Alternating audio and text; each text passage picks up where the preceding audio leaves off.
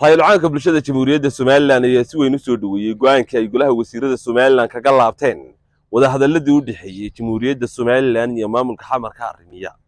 Fadhiga ay maalnimadii shalay ahayd qasriga madaxtooyada ku yeesheen golaha wasiirada oo uu shirgudoominayay madaxweynaha qaranka Jamhuuriyadda Somaliland Dr. Cabdiraxmaan Maxamed Cabdilaahi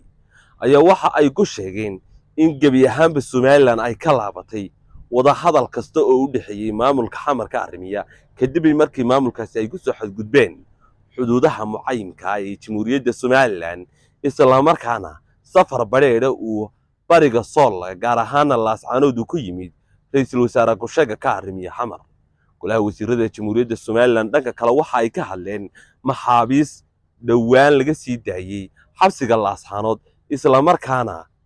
dirays aan ogolayn inta loo geliyay xamar laga dejiyay iyagoo sheegay inuu cadaawadii ugu weyneyd ee Somaliland loo geysto. haddaba go'aankan ay golaha wasiirada Somaliland kaga laabteen wadahadalada Somaliland iyo Soomaaliya ayaa ah mid ay bulshada Somaliland si weyn u soo dhaweysay iyo siyaasiyiinta Somaliland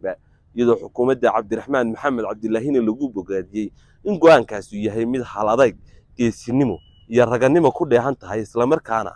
xukuumadda lagu garab istaago imika wixii ka dambeeya tala kasta iyo go'aan kasta oo lagu xaqiijinayo horumarka Jamhuuriyadda Somaliland. xukuumadda garwadeenka ka yahay madaxweyne Cabdiraxmaan Maxamed Cabdilaahi Cirro ayaa bilihii ugu dambeeyay waday dadaalo ku wajahan dhanka ictiraafka